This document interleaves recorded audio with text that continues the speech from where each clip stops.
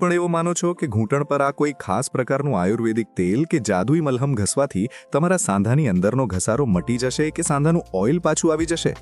મોટાભાગના લોકો જ્યારે ઘૂંટણનો ઘસારો શરૂ થાય છે ત્યારે હજારો રૂપિયા આવા જાહેરાતોમાં આવતા સ્પેશિયલ તેલ પાછળ આંખ મીચીને ખર્ચી નાખે છે. પણ આજે એક ઓર્થોપેડિક સર્જન તરીકે હું તમારી સામે એક એવું કડવું સત્ય લાવ્યો છું કે તમે જે તેલ લગાવો છો એમાંથી 99% તેલ તો તમારા સાંધાની અંદરના ભાગ સુધી ક્યારેય પહોંચતું જ નથી. જો તમે પણ ઓપરેશનના નામથી ડરો છો અને ઘૂંટણના ઘસારાથી કંટાળી ગયા છો તો આ 12 મિનિટનો માસ્ટર ક્લાસ તમારા જીવનની સૌથી મહત્વની મિનિટો સાબિત થશે. વિડીયોના અંતમાં હું તમને એક એવી સ્પેશિયલ 30 દિવસની રિકવરી PDF ફ્રીમાં આપવાનો છું જે તમારા ઘૂંટણને ઘરે બેઠા સાજા કરવામાં મદદ કરશે. આજે આપણે ઘૂંટણની અંદરની સાચી રચના, સાંધાના ગ્રીસનું સાચું વિજ્ઞાન અને 13 એવી પાવરફુલ કસરતો વિશે વિગતવાર વાત કરીશું જે તમારા ઘૂંટણને ખરેખર નવું જીવન આપી શકે છે. વિડીયોના અંતે હું તમને એક એવી સામાન્ય ભૂલ વિશે પણ જણાવીશ જેના કારણે હજારો રૂપિયા ખર્ચીને મોટું ઓપરેશન કરાવવાનો વારો આવે છે. નમસ્કાર, હું ડોક્ટર જીગર ગજ્જર છું. સૌથી પહેલા એક વાત તમારા મગજમાં કાયમ માટે ઉતારી લો કે જો તમારા ઘૂંટણમાં ચાલતી વખતે કડાકા બોલે છે અથવા કટકટ એવો અવાજ આવે છે અને સાથે દુખાવો કે કડકડાટ હોય તો તમારે જમીન પર પલાંઠી વાળીને બેસવાનું, ચોકડી મારીને બેસવાનું અને ખાસ કરીને ભાર દઈને વારંવાર ઉભડકો બેસવાનું ટાળવું જોઈએ. જો આ ક્રિયાઓમાં દુખાવો ન હોય તો ધીમે ધીમે અને મર્યાદિત પ્રમાણમાં કરી શકાય.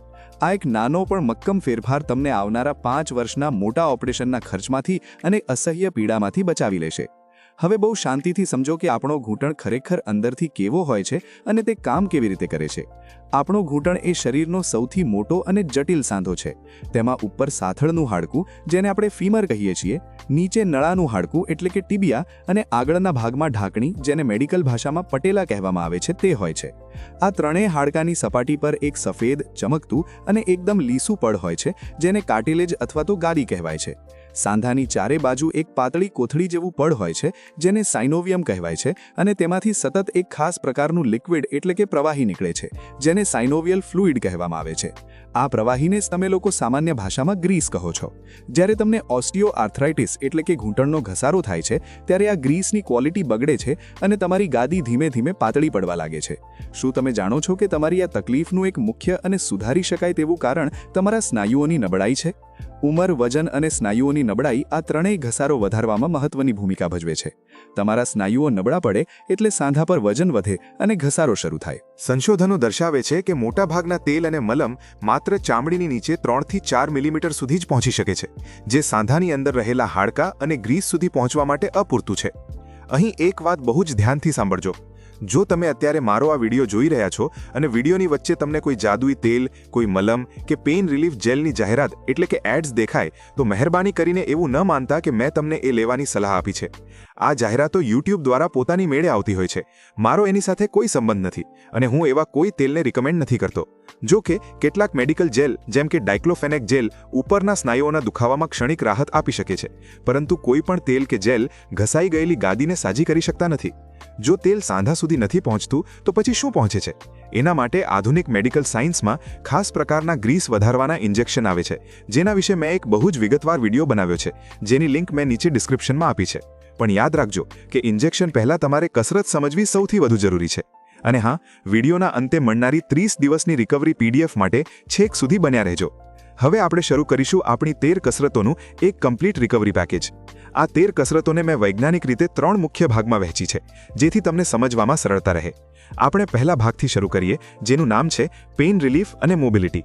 આ કસરતો તમારા શરૂઆતના દુખાવામાં તરત રાહત આપશે અને જે સાંધા જકડાઈ ગયા છે તેને ધીમે ધીમે ખોલશે. આ કસરતો શરૂ કરતા પહેલા મન શાંત રાખો અને દરેક સ્ટેપને બરાબર અનુસરો. પહેલી કસરત છે ક્વોડ સેટ્સ. આ કસરત કરવા માટે પલંગ પર એકદમ સીધા ચત્તા સૂઈ જાઓ. એક મધ્યમ કદનો ટુવાલ લો અને તેનો ગોળ રોલ બનાવીને તમારા ઘૂંટણની બરાબર નીચે મૂકો. હવે તમારા ઘૂંટણને નીચેની તરફ એ ટુવાલ પર પૂરેપૂરા જોરથી દબાવો. જ્યારે તમે નીચે દબાવો ત્યારે તમારા પગના પંજાને તમારી પોતાની તરફ ખેંચો. 10 સેકન્ડ સુધી આ દબાણ જાળવી રાખો અને મનમાં ધીમેથી 1 થી 10 ગણો. પછી ધીમેથી ઢીલું છોડો. આનાથી તમારા સાથળના આગળના સ્નાયુઓ, જેને ક્વોડ્રીસેપ્સ કહેવાય છે, તે જાગૃત થાય છે અને મજબૂત બને છે. આ સ્નાયુ મજબૂત થશે તો તે તમારા ઘૂંટણને પકડી રાખશે અને સાંધા પર પડતું વજન ટાળી લેશે. બીજી કસરત છે રેઝિસ્ટન્સ બેન્ડ સાથે ટર્મિનલ એક્સટેન્શન સ્ટ્રેચ. આમાં ચત્તા સૂઈને ઘૂંટણની નીચે ટુવાલનો થોડો મોટો રોલ અથવા તકિયો મૂકો જેથી તમારો ઘૂંટણ થોડો વળેલો રહે. હવે એક રેઝિસ્ટન્સ બેન્ડને પંજાના ઉપરના ભાગમાં ભરાવો અને ધીમેથી પંજાને તમારી તરફ ખેંચો. તે જ સમયે ઘૂંટણ પર નીચેની તરફ દબાણ આપી પગને પૂરેપૂરો સીધો કરવાનો પ્રયત્ન કરો. આ રીતે 15 થી 30 સેકન્ડ સુધી સ્ટ્રેચ પકડી રાખો અને પછી ધીમેથી રિલેક્સ કરો. આ કસરત કરવાથી ટર્મિનલ એક્સટેન્શન અને ફ્લેક્સિબિલિટી સુધરે છે. જે લોકોના ઘૂંટણ ચાલતી વખતે અચાનક લચી પડે છે અથવા અસ્થિર લાગે છે તેમના માટે આ બેસ્ટ કસરત છે. ત્રીજી કસરત છે ખુરશીની મદદથી રેઝિસ્ટન્સ બેન્ડ એક્સટેન્શન. આમાં ખુરશી પર ટટ્ટાર બેસીને રેઝિસ્ટન્સ બેન્ડના એક છેડાને ખુરશીના હાથા સાથે અને બીજા છેડાને તમારી એડીમાં ભરાવો. હવે બેન્ડના ખેંચાણના વિરુદ્ધ ધીમેથી તમારા ઘૂંટણને સીધો કરો. થોડીવાર એ જ સ્થિતિમાં પકડી રાખો અને પછી ધીમેથી મૂળ સ્થિતિમાં પાછા લાવો. આ કસરત 15 વખત એમ કુલ 3 સેટમાં કરો. આ કસરત તમારા સાથળના સ્નાયુઓ એટલે કે ક્વાડ્રિસેપ્સને મજબૂત કરવામાં અને સાંધાની હલનચલન વધારવામાં મદદ કરે છે. જેમ મજબૂત મિજાગરા દરવાજાને પકડી રાખે તેમાં મજબૂત સ્નાયુઓ તમારા ઘૂંટણને યોગ્ય સપોર્ટ અને સ્થિરતા આપે છે. ચોથી કસરત છે રેઝિસ્ટન્સ બેન્ડ અસિસ્ટેડ ફ્લેક્શન. આમાં જમીન પર ચત્તા સૂઈ જાઓ અને બંને પગ સીધા રાખો. હવે રેઝિસ્ટન્સ બેન્ડને સીધા પગના પંજામાં ભરાવી ધીમેથી તેને તમારી છાતી તરફ ખેંચીને પગને વાળવામાં મદદ કરો. આ વખતે ઢીંચણ પર ટુવાલ બાંધી શકો છો. આ મૂવમેન્ટ 12 વખત એમ કુલ 3 સેટમાં કરો. આ કસરત તમારા હેમસ્ટ્રિંગ સ્નાયુઓને એક્ટિવેટ કરવામાં અને સાંધામાં કુદરતી લુબ્રિકેશન એટલે કે ગ્રીસને છૂટું કરવામાં મદદ કરે છે. જેમ મિજાગરામાં ક્રેલ નાખીને તેને ધીમે ધીમે હલાવીએ તો એ ફ્રી થાય. બસ આ અસિસ્ટેડ કસરત ઘૂંટણને એ જ રીતે લવચિક બનાવવાનું કામ કરે છે. હવે આપણે બીજા અને સૌથી મહત્વના ભાગમાં પ્રવેશ કરીએ છીએ જે છે મસલ સ્ટ્રેન્થનિંગ એટલે કે તમારા પગના કુદરતી થાંભલાઓને લોખંડી મજબૂત બનાવવાની કસરતો. આ સ્નાયુઓ મજબૂત હશે તો ઘૂંટણ પર વજન જ નહીં આવે. યાદ રાખજો, જે પીડીએફની મેં વાત કરી છે તેમાં આ બધી કસરતોના શેડ્યુલ આપેલા છે એટલે છેક સુધી જોતા રહેજો. પાંચમી કસરત છે સ્ટ્રેટ લેગ રેઝ એટલે કે SLR. પલંગ પર સીધા સૂઈ જાઓ. જે પગમાં કસરત નથી કરવાની તેને ઘૂંટણમાંથી વાળીને રાખો જેથી તમારી કમરને પૂરતો સપોર્ટ મળે અને કમરનો દુખાવો ન ઉપડે. હવે જે પગમાં દુખાવો છે તેને ઢીંચણમાંથી સહેજ પણ વાળ્યા વગર 30 થી 45 ડિગ્રી સુધી ધીમેથી ઊંચો કરો. યાદ રાખજો, પગને બહુ ઊંચો આકાશમાં નથી લઈ જવાનો, માત્ર બીજા પગના ઘૂંટણને સમાંતર લાવવાનો છે. 10 સેકન્ડ પકડી રાખતી વખતે જો પગ ધ્રુજે તો ગભરાશો નહીં. એનો અર્થ છે કે તમારા સ્નાયુ કામ કરી રહ્યા છે. પછી ધીમેથી નીચે લાવો. નીચે લાવતી વખતે કંટ્રોલ રાખવો જરૂરી છે, પગને પછાડવાનો નથી. છઠ્ઠી કસરત છે રેઝિસ્ટન્સ બેન્ડ સાથે સ્ટેન્ડિંગ હિપ એબડક્શન. આ કસરતની ખાસિયત એ છે કે તે તમારા થાપાના સ્નાયુઓને મજબૂત કરી શરીરનું સંતુલન અને સ્થિરતા વધારે છે. સીધા ઊભા રહો અને બંને પગના પંજા પાસે રેઝિસ્ટન્સ બેન્ડ ભરાવો. હવે એક પગને સ્થિર રાખી બીજા પગને બેન્ડના ખેંચાણના વિરુદ્ધ ધીમેથી બાજુની તરફ હવામાં ઉંચકો. જ્યારે પગ બાજુમાં જાય ત્યારે તમને થાપાના ભાગમાં એટલે કે ગ્લુટ્સમાં જે ખેંચાણ અનુભવાય તે સ્નાયુઓને એક્ટિવેટ કરે છે. આ કસરત 15 વખત એમ કુલ 3 સેટમાં બંને પગ માટે કરી શકાય છે. તે ઘૂંટણ અને થાપાની સુરક્ષા માટે રામબાણ ઇલાજ છે કારણ કે તે તમારા ગ્લુટ સ્નાયુઓને આખો દિવસ સક્રિય રાખે છે. સાતમી કસરત છે હેમસ્ટ્રિંગ કર્લ્સ. આ કસરત માટે પલંગ પર પેટના બળે ઊંધા સૂઈ જાઓ. હવે ધીમેથી તમારા ઘૂંટણને વાળીને એડીને તમારા થાપા સુધી અડાડવાનો પ્રયત્ન કરો. આ કસરત કરતી વખતે ઉતાવળ બિલકુલ ન કરવી. ઘણા દર્દીઓને ચાલતી વખતે પગ પાછળથી નબળો લાગતો હોય છે, જેમને સીડી ચડવામાં અને ખાસ કરીને ઉતરવામાં બહુ તકલીફ થાય છે. તેમના માટે પાછળના સ્નાયુઓ એટલે કે હેમસ્ટ્રિંગ મજબૂત હોવું અનિવાર્ય છે. આ સ્નાયુઓ ઘૂંટણના સાંધાને પાછળથી સપોર્ટ આપે છે. આઠમી કસરત છે ક્લેમશેલ્સ. આ કસરત કરવા માટે પડખે સૂઈ જાઓ અને બંને ઘૂંટણને થોડા વાળો. હવે તમારા બંને પંજા એકબીજા સાથે જોડેલા રાખી માત્ર ઉપરના ઘૂંટણને ધીમેથી આકાશ તરફ ઊંચો કરો. આ કરતી વખતે તમારું આખું શરીર પાછળ ન નમી જાય તેનું ખાસ ધ્યાન રાખજો. આ કસરત તમારા થાપાના સાઈડના સ્નાયુઓ એટલે કે ગ્લુટ્સને મજબૂત કરે છે. જો થાપો મજબૂત હશે તો તે ચાલતી વખતે તમારા ઘૂંટણને અંદરની તરફ નમતા અટકાવશે, જે ઘસારાનું મુખ્ય કારણ છે. નવમી કસરત છે રેઝિસ્ટન્સ બેન્ડ સાથે એબડક્શન ક્રેબ વોક. આમાં બંને પગ વચ્ચે અંતર રાખીને ઊભા રહો અને રેઝિસ્ટન્સ બેન્ડને સાથળની આસપાસ ભરાવો. ઘૂંટણમાંથી સહેજ વળી એક ડગલું બાજુ તરફ ભરો અને પછી બીજો પગ તેની પાસે લાવી કરચલાની જેમ સાઈડમાં ચાલવાનું ચાલુ કરો. આ કસરત તમારા પગના એબડક્ટર્સ એટલે કે થાપાના બાજુના સ્નાયુઓ માટે છે, જે તમને લંગડાઈને ચાલતા અટકાવશે અને તમારી ચાલમાં ગજબની સ્થિરતા અને આત્મવિશ્વાસ લાવશે. 15 ડગલાના 3 સેટ કરવાથી તમારા પગની બાજુની આખી લાઇન અને હલનચલન મજબૂત થાય છે. હવે આપણે ત્રીજા અને અંતિમ ભાગમાં જઈએ છીએ, જે છે ફંક્શનલ લોડ. આ એડવાન્સ કસરતો તમારા ઘૂંટણને લાંબા ગાળાની સ્થિરતા આપશે, જેથી તમે ફરીથી સીડી ચડી શકો અને લાંબુ અંતર ચાલી શકો. રિકવરી પીડીએફમાં આ કસરતો ક્યારે શરૂ કરવી તેની પણ સમજણ આપેલી છે. 10મી કસરત છે બ્રીજિંગ. ચત્તા સૂઈ જાઓ અને બંને પગ ઘૂંટણમાંથી વાળી ગયો. હવે તમારા બંને હાથ બાજુમાં રાખીને તમારા નિતંબ અને કમરથી શરીરને પલંગ પરથી ઉપરની તરફ ઉઠાવો. ઉપર જઈને સેતુ જેવો આકાર બનાવો અને 5 થી 10 સેકન્ડ હોલ્ડ કરો. આનાથી તમારા આખા શરીરનું વજન વહન કરવાની ક્ષમતા વધશે અને ઘૂંટણ પર આવતું વધારાનું લોડિંગ 50% જેટલું ઓછું થઈ જશે. આ કસરત કમરના સ્નાયુઓને પણ મજબૂત કરે છે. 11મી કસરત છે સિંગલ લેગ બ્રિજ. આ બ્રિજિંગનું જ નેક્સ્ટ લેવલ છે, જે તમારા હિપ સ્ટેબિલિટી અને સંતુલન સુધારવા માટે શ્રેષ્ઠ છે. આમાં ચત્તા સૂઈને ઘૂંટણ વાળો અને પગ વચ્ચે થોડું અંતર રાખો. પછી એક પગને હવામાં સીધો કરો અને જમીન પર રહેલા પગની એડી પર દબાણ આપી તમારા થાપાને આકાશ તરફ ઊંચા કરો. જ્યારે તમે હવામાં હો ત્યારે ખભાથી ઘૂંટણ સુધી એક સીધી રેખા જળવાય તેનું ખાસ ધ્યાન રાખવું. આ કસરત 12 વખત એમ કુલ 3 સેટમાં બંને પગ માટે કરો. આનાથી તમારા થાપા એટલે કે ગ્લુટ્સ, હેમસ્ટ્રિંગ્સ અને કમરના સ્નાયુઓ મજબૂત થાય છે. જેમ મજબૂત પાયો આખી ઇમારતને ટકાવી રાખે છે, તેમ આ કસરત તમારા શરીરના નીચેના ભાગને અદ્ભુત સ્થિરતા આપે છે. 12મી કસરત છે વોલ સ્લાઇડ્સ અથવા મિની સ્ક્વોટ્સ. દિવાલને અડીને ટટ્ટાર ઊભા રહો. એડી દિવાલથી આશરે અડધો ફૂટ દૂર રાખો. હવે ધીમેથી દિવાલને ટેકે નીચે ઉતરો, જાણે કે તમે ખુરશીમાં બેસતા હો. પણ એક બહુ મોટી ચેતવણી, તમારે પૂરેપૂરો નીચે નથી બેસવાનું. માત્ર 30 થી 40 ડિગ્રી જેટલું જ નીચે આવવાનું છે, જેથી તમારા ઘૂંટણ તમારા પંજાથી આગળ ન નીકળે.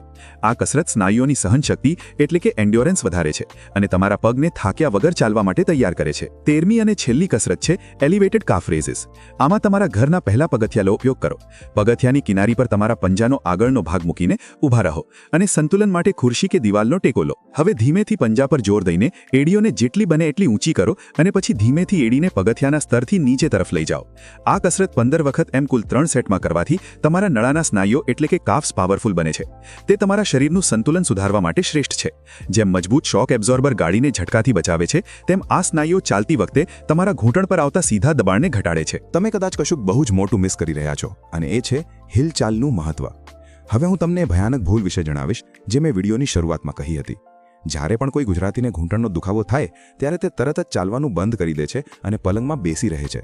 તેમને લાગે છે કે આરામ કરવાથી ઘૂંટણ સાજા થશે, પણ સત્ય એનાથી સાવ ઉલટું છે. સાંધાનું ગ્રીસ ત્યારે જ બને છે અને ત્યારે જ આખા સાંધામાં ફરે છે જ્યારે સાંધામાં હલનચલન થાય. જો તમે હલનચલન બંધ કરી દેશો તો ગ્રીસ સુકાઈ જશે અને સ્નાયુઓ સુકાઈ જશે, જેને અમે મેડિકલ ભાષામાં મસલ એટ્રોફી કહીએ છીએ. એકવાર સ્નાયુઓ સુકાઈ ગયા પછી તમે દુનિયાની કોઈ પણ દવા લેશો તો પણ ચાલવામાં તકલીફ પડશે જ. એટલે જ યાદ રાખજો કે રેસ્ટ ઇઝ રસ્ટ. આરામ એક કાઠ સમાન છે. અને ફરી યાદ અપાવી દઉં કે જો આ વિડીયો દરમિયાન તમને કોઈ પણ દવા કે તેલની જાહેરાત દેખાય તો એ મેં રેકમેન્ડ કરેલી નથી, એટલે તેના ભ્રમમાં ન આવતા. ઘૂંટણના દુખાવા માટે એક બહુ જ ઊંડી મેડિકલ ઇન્સાઇટ આપું, જે કદાચ કોઈ તેલ વેચવાવાળો તમને નહીં કહે. તમારા ઘૂંટણનો દુખાવો એ માત્ર ઘૂંટણની સમસ્યા નથી, પણ તે તમારા થાપા અને તમારી ઘૂંટીની નબળાઈનું પરિણામ છે. જો તમારા થાપાના સ્નાયુઓ મજબૂત હશે તો ચાલતી વખતે અને ઊભા રહેતી વખતે ઘૂંટણ પર આવતો આંચકો સ્નાયુઓ જ શોષી લેશે. એટલે જ મેં કસરતોમાં બ્રિજિંગ અને ક્લેમ્પશેલ્સ જેવી કસરતો પર ભાર મૂક્યો છે. આ વૈજ્ઞાનિક અભિગમ તમે જો 15 થી 20 દિવસ સતત અપનાવશો તો તમને જણાશે કે તમે જે તેલ પાછળ હજારો રૂપિયા બગાડ્યા હતા તેના કરતાં મફતની કસરતોએ તમને ઘણો વધારે ફાયદો કરાવ્યો છે. એક બોનસ ટીપ આપું, જો તમે ઓફિસમાં કામ કરો છો તો દર 1 કલાકે ઊભા થઈને માત્ર 1 મિનિટ ચાલો અને બેઠા હો ત્યારે પગને પેન્ડ્યુલમની જેમ હવામાં હલાવો.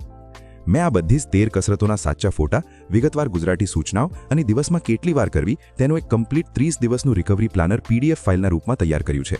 જો તમારે આ PDF બિલકુલ મફતમાં મેળવવી હોય તો અત્યારે જ આ ચેનલને સબસ્ક્રાઇબ કરો અને નીચે કોમેન્ટ લખી દો. હું તમને પર્સનલી તેની લિંક મોકલી આપીશ. આ PDF તમને રોજિંદા જીવનમાં કસરત કરવાનું ભૂલવા નહીં દે અને તમારી પ્રગતિ પર નજર રાખવામાં મદદ કરશે. ખાસ નોંધ, આ વિડીયોમાં આપેલી માહિતી માત્ર તમારી જાણકારી અને શૈક્ષણિક હેતુ માટે છે. જો તમને અચાનક અસહ્ય દુખાવો ઉપડે, ઘૂંટણમાં ગરમી અનુભવાય, લાલ થઈ જાય કે તાવ જેવું લાગે તો ઘરેલું ઉપચારના ભરોસે બેસી ન રહેતા તાત્કાલિક ડોક્ટરનો સંપર્ક કરજો. યાદ રાખજો, હલનચલન જ સાચું ઊંજણ છે. એટલે કસરત કરતા રહો અને સ્વસ્થ રહો. આવતા વિડીયોમાં આપણે સાયટિકા, કમરના મણકા અને જે પગમાં ખાલી ચડે છે તેના વિશે આવી જ ઊંડી અને સત્ય માહિતી સાથે ચર્ચા કરીશું. ત્યાં સુધી રજા લઉં છું. આભાર.